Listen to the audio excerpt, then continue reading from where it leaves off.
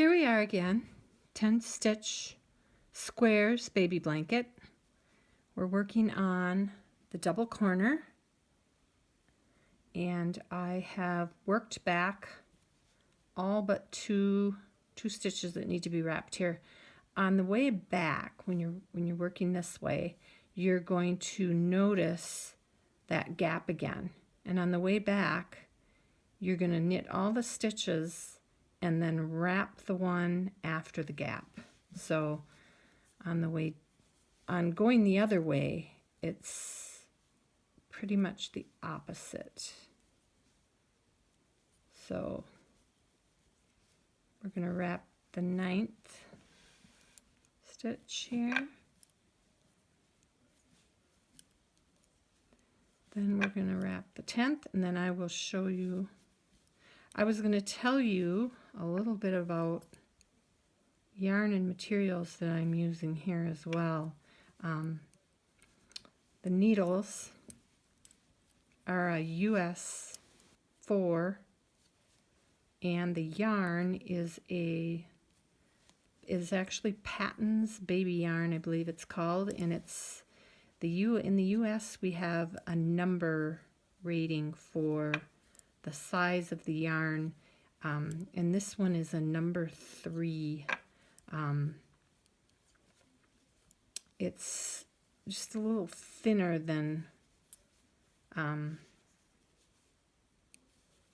usual yarn that I use is a 4. So, and it's very important to use a soft baby yarn because you want the blanket to be soft.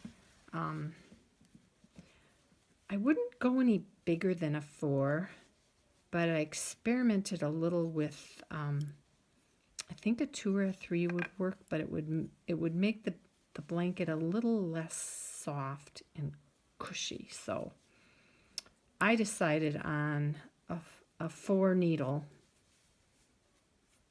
and I like both the size that it made and I like the texture. I think the texture is so important when knitting. You want the finished product to be the right texture and weight. So I thought if I used a 2 or a 3, it might be just a little more stiff than I wanted it to be. So, all right. So that is the end of my wrap and turns.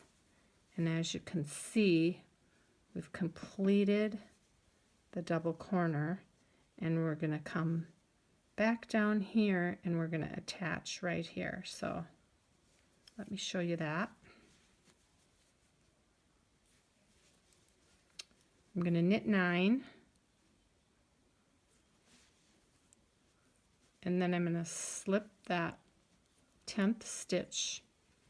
Always slip when making this blanket, always slip as if to purl or purlwise. It's very important for the way it looks, the edge that it makes. You don't want to twist that stitch because then it would be twisted on the other side. I guess it would actually be this side. Okay, so here are my eyelets. I'm not going to go into that space because that's my eyelet. So I want to go to the one right to the left of that. I feel like I have to pull back the yarn a little bit. See how it makes a little bar there? I'm going to pick up that bar, only one of the stitches though, not both. I'm going to pick up that bar and I'm going to knit a stitch through that bar.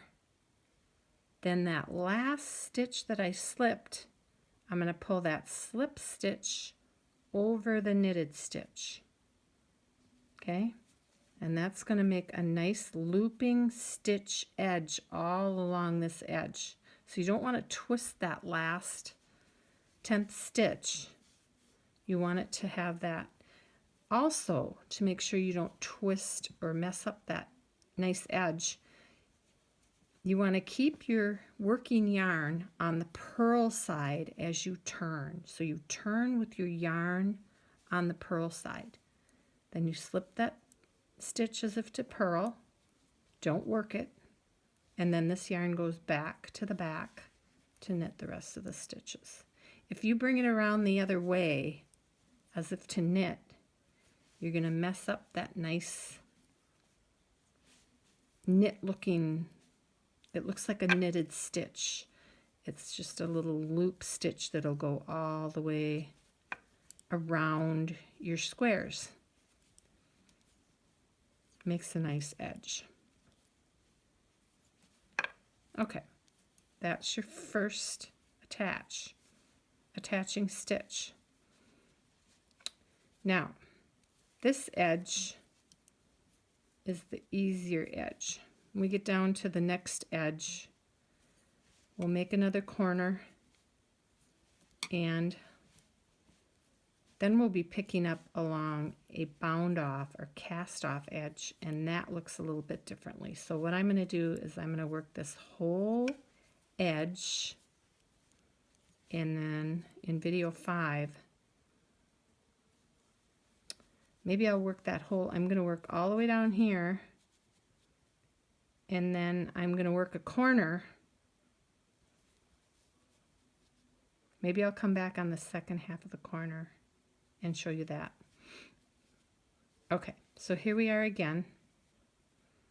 And I don't know if you can see that little loop or that little bar there that I can get my needle through. The next bar, I've already worked in this one, so I'm going to knit a stitch through that bar and then slip my slip stitch over it. And there's my little knit looking edge there starting to happen.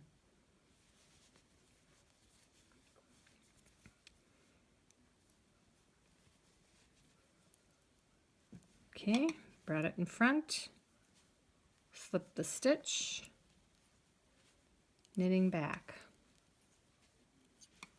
All right, I'm going to work this whole row, this whole side, and then I'll be back in the next video. I believe that would be video number 5, to show you, maybe I'll show you the beginnings of the next corner in the next one. Okay, look for video number 5.